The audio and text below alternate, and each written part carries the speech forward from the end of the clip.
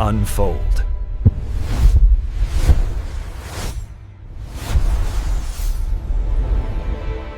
오늘 저희가 함께 살펴볼 이야기는요. 정말 한 사람의 집요한 헌신이 어떻게 잊혀진 역사를 바로잡았는지, 아니 심지어는 세계 문화사의 흐름까지 바꿔놓았는지에 대한 그런 놀라운 기록입니다. 맞습니다. 거대한 국가나 기관이 아니고요. 오직 한 개인의 힘으로 프랑스 국립도서관의 그 먼지 쌓인 서고에서 잠자던 두 개의 위대한 문화유산을 세상 밖으로 끄집어낸 박병선 박사님 이야기죠. 네, 오늘 저희의 목표는 단순히 박병선 박사라는 한 위인의 일대기를 그냥 따라가는 게 아니거든요. 그렇죠. 제공해 주신 자료들을 통해 보면 한 개인이 서구 중심의 역사관, 또 제국주의 시대의 논리에 어떻게 맞서 싸웠는지를 볼 수 있고요. 더 나아가서 이 문화유산이라는 게 오늘날 국제 정치 무대에서 얼마나 복잡하고 민감하게 다뤄지는지 그 속을 깊숙이 들여다보는 겁니다. 정말 흥미롭네요. 세계 최초의 금속활자본 직지의 가치를 증명하는 과정부터 또 약탈당했던 왕실 기록물 의궤가 145년 만에 고국으로 돌아오기까지 그 길고 험난한 여정을 함께 따라가 보시죠. 한 사람의 헌신이 역사를 바꾼 이 거대한 이야기, 그 시작은 어디였을까요? 시간을 꽤 거슬러 올라가야 할 것 같은데요. 네, 1955년으로 가야 합니다. 전생의 폐허 속에서 모든 게 부족했던 시절의 대한민국이죠. 1955년. 1923년생이신 박병선 박사님은 당시 서울대학교 사학과에서 역사학의 거두 이병도 박사 밑에서 공부하던 수재였어요. 그리고 한국 여성으로서는 최초로 프랑스 유학비자를 받아서 파리로 떠나게 됩니다. 그 시절에 그것도 여성이 혼자 유학길에 오른다는 것 자체가 정말 대단한 결심이었을 것 같아요. 그렇죠. 그런데 단순히 학업의 꿈만 안고 떠난 게 아니었다는 점. 또 다른 뭔가가 있었군요. 바로 그 지점이 이 모든 이야기의 출발점입니다. 출국 직전에 스승인 이병도 박사가 그녀를 따로 불러서 평생의 숙제 같은 당부를 해요. 어떤 당부였을까요? 1866년 병인양요 때 프랑스군이 강화도에서 약탈해간 외교장각 의궤가 분명 프랑스 어딘가에 있을 것이다. 네가 가서 반드시 찾아보아라. 이 한마디가 그녀의 50년이 넘는 프랑스 생활을 이끄는 나침반이 된 거죠. 의궤, 저 청취자분들을 위해서 간단히 한번 짚고 넘어가면 좋을 것 같아요. 의궤가 정확히 어떤 기록물인가요? 아주 좋은 질문입니다. 의궤라는 건요, 조선 왕실의 아주 중요한 행사들, 예를 들면 왕의 결혼식이나 장례식, 궁궐 건축 같은 국가적인 프로젝트들. 맞습니다. 그런 국가적 프로젝트의 전 과정을 글과 그림으로 정말 상세하게 기록한 보고서입니다. 요즘으로 치면 거의 공식 종합보고서 같은 거네요. 그렇죠. 공식 종합보고서이자 동시에 업무 매뉴얼인 셈이죠. 국가 운영의 모든 노하우가 담긴 그야말로 왕실 아카이브의 정수였습니다. 그러니까 스승은 단순히 책 몇 권이 아니라 조선 왕조 기록 문화의 심장 같은 걸 찾아달라고 부탁한 셈이군요. 바로 그겁니다. 그 약속 하나를 가슴에 품고 파리에 도착한 박병선 박사는 소르본 대학에서 박사학위를 받고요. 1967년에 프랑스 국립도서관 BNF의 동양문헌실 임시직 사서로 채용이 됩니다. 드디어 그 심장부로 들어간 거네요? 네, 이게 정말 결정적이었어요. 그 방대한 서고에 접근할 수 있는 유일한 기회를 잡은 거죠. 그때부터 그녀의 이중 생활이 시작됩니다. 이중 생활이요? 네, 낮에는 사서로 일하고 밤에는 스승과의 약속을 지키기 위해서 아무도 관심 갖지 않는 한국 고문서들을 홀로 뒤지기 시작한 거죠. 그리고 의궤보다 먼저 정말 운명적인 발견을 하게 되죠. 그렇습니다. 1967년 어느 날 여느 때처럼 서고를 정리하는데 꼬레양 109, 즉 한국자료 109번이라는 분류 기호만 덩그러니 붙은 채 방치된 낡은 책 한 권을 발견해요. 그게 바로 직지였군요. 네, 백운 화상 초록불 조직 심체여절, 우리가 아는 바로 그 직지였죠.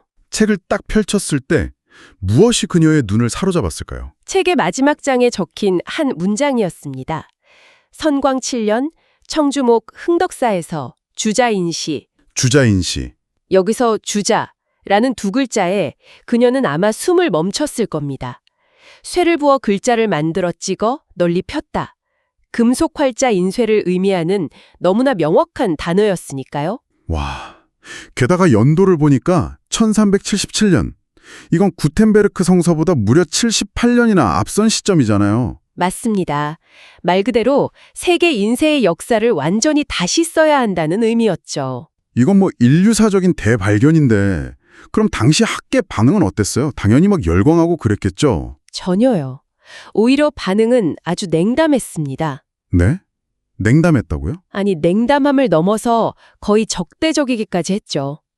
서구학계의 오랜 자부심이었던 구텐베르크 신화에 대한 정면 도전으로 받아들인 거예요. 아, 심지어 그녀가 일하던 프랑스 국립도서관 동료들조차 애국심에 눈먼 아시아의 작은 나라 사서가 과장된 주장을 한다면서 그녀를 공공연히 비웃고 폄하했습니다. 아니 보통 이런 건 전문 연구기관에 의뢰해서 과학적으로 밝혀내면 되는 것 아닌가요?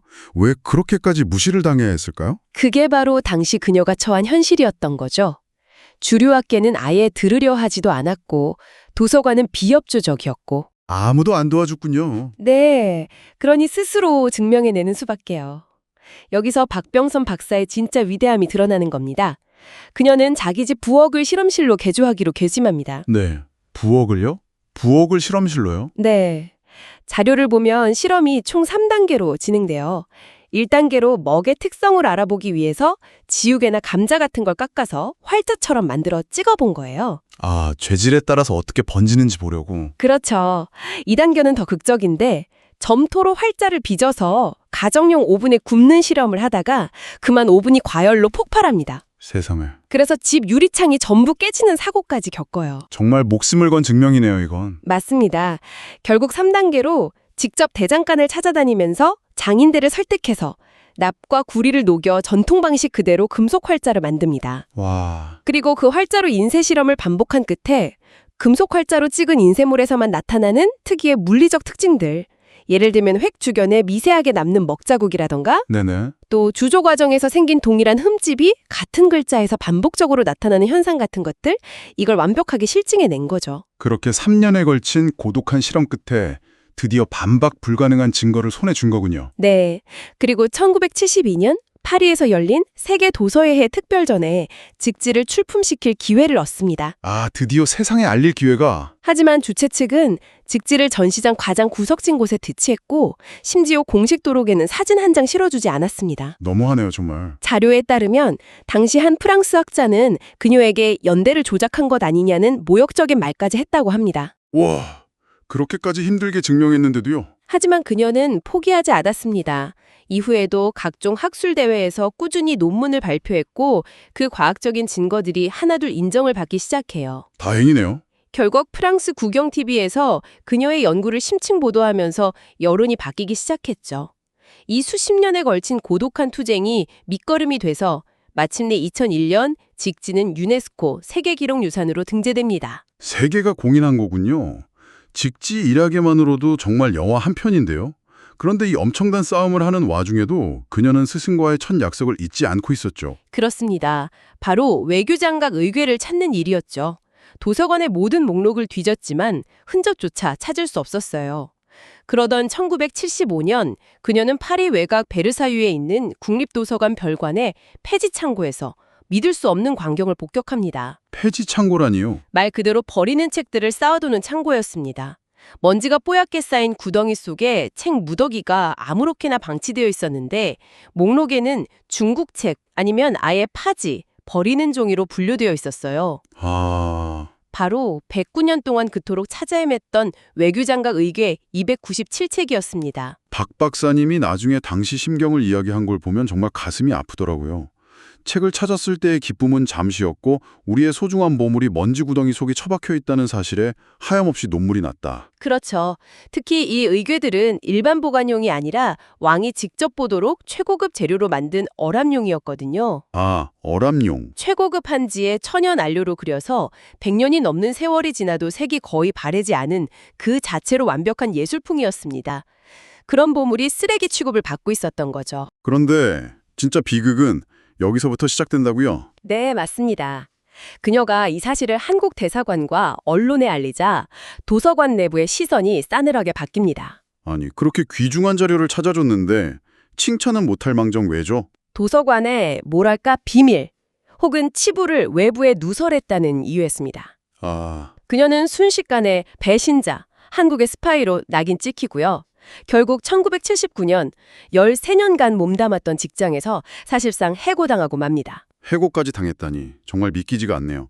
그럼 의교에 대한 연구도 거기서 그냥 끝난 건가요? 끝날 리가요. 그녀는 해고된 후에도 거의 매일 도서관을 찾아가서 출입을 허락해달라고 사정했습니다. 아, 결국 도서관 측이 직원들의 감시하에 자료를 열람하는 걸 허락해줬죠.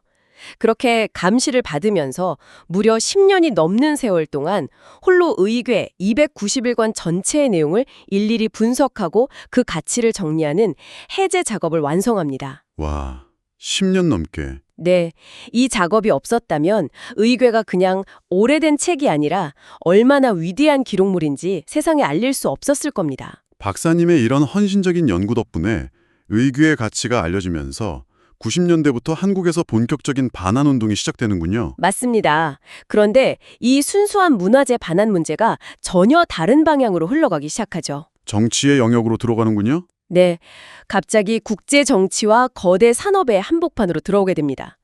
1993년, 당시 한국은 경부 고속철도 사업 파트너로 프랑스의 TGV와 독일, 일본의 기술을 놓고 저울질하고 있었거든요. 아, 그때군요. 바로 그 유명한 TGV 협상이군요. 의궤 한 권을 직접 들고 와서 선물처럼 건넸다고 들었습니다. 맞습니다. 의궤 중 한 권인 휘경원 원소도검 의궤를 직접 전달하면서 나머지도 상호 대여 방식으로 반환을 모색하겠다고 약속하죠. 그리고 얼마 후 한국은 고속철도 사업자로 프랑스의 TGV를 최종 선정하고요. 네. 하지만 전문가님, 당시 한국 여론은 상당히 비판적이지 않았습니까? 고속철도 팔아먹으려고 의궤 한 권 던져주고 쇼를 한 거다. 이런 목소리가 높았던 걸로 기억하는데요. 정확히 보셨습니다.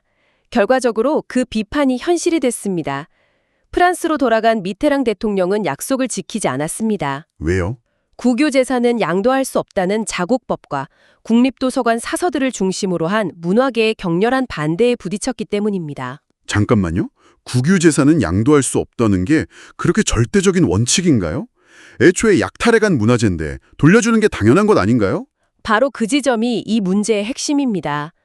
프랑스에는 프랑스 혁명 때부터 이어져 온 문화재 국유재산의 양도 불가 원칙이라는 아주 견고한 법적, 철학적 전통이 있어요. 아, 그런 게 있군요.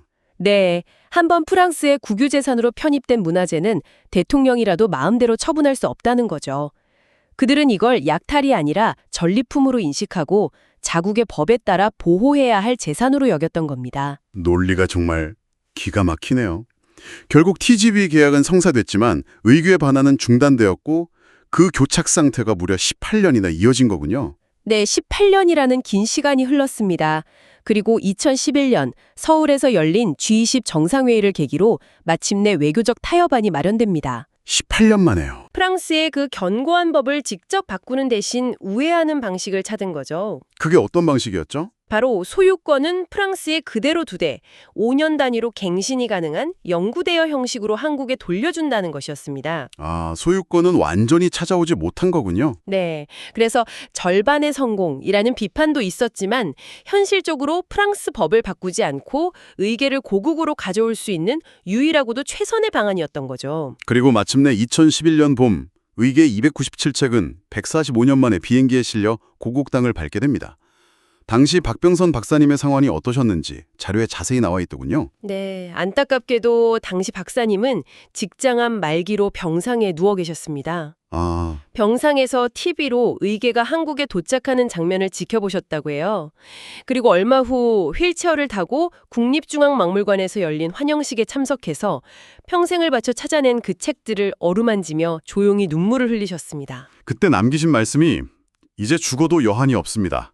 하지만 대여라는 꼬리표를 떼는 날까지 후학들이 노력해 주어야 합니다. 이 말씀을 남기셨죠. 그렇습니다. 그리고 그해 11월 박병선 박사는 88세의 나이로 별세하여 국립서울현충원에 안장되었습니다. 그녀는 떠났지만 그녀가 목숨 걸고 밝혀낸 진실과 되찾아온 역사는 우리 곁에 고스란히 남게 된 거죠. 박병선 박사님의 삶은 정말 한 개인이 신념을 갖고 버텼을 때 역사의 물줄기를 어떻게 바꿀 수 있는지 보여주는 가장 극적인 증거 같습니다. 네, 맞아요. 서구 중심의 역사관에 맞서 직지의 가치를 증명했고 제국주의의 폭력에 맞서 외교장각 의궤를 고국으로 돌려보냈으니까요. 맞습니다. 하지만 그녀가 남긴 과제는 여전히 우리에게 많은 질문을 던집니다. 그렇죠. 말씀하셨듯이 의궤는 여전히 법적으로 프랑스 소유이고 5년마다 대여 계약을 갱신해야 하는 불안정한 상태에 놓여 있습니다. 네. 그리고 세계 인쇄사를 바꾼 위대한 유산, 직지 원본은 아직도 프랑스 국립도서관 수장고에 잠들어 있죠. 그러네요. 이야기가 아직 끝나지 않은 셈이군요. 그렇죠. 그래서 오늘 이 이야기를 들으신 여러분께 생각해 볼 만한 질문을 하나 남기고 싶습니다. 네. 이 의궤 반환 과정을 둘러싸고 프랑스 내 반대론자들이 내세운 논리 중 하나가 이거였어요. 약탈된 문화유산이라 할지라도 원래 있던 곳보다 외국의 선진 박물관에서 더 안전하게 보존될 수 있다면 그것이 반환하지 않을 정당한 이유가 될 수 있는가? 굉장히 어려운 질문이네요. 네. 여러분은 어떻게 생각하시나요? 문화유산의 가장 큰 가치는 최첨단 시설에서의 완벽한 보존에 있을까요? 아니면 그것이 탄생하고 숨쉬었던 원래의 장소, 그 역사적 맥락과의 연결성이 있을까요? 이 질문에 대한 답을 찾아가는 과정이 바로 박병선 박사님이 우리에게 남긴 숙제가 아닐까 싶습니다.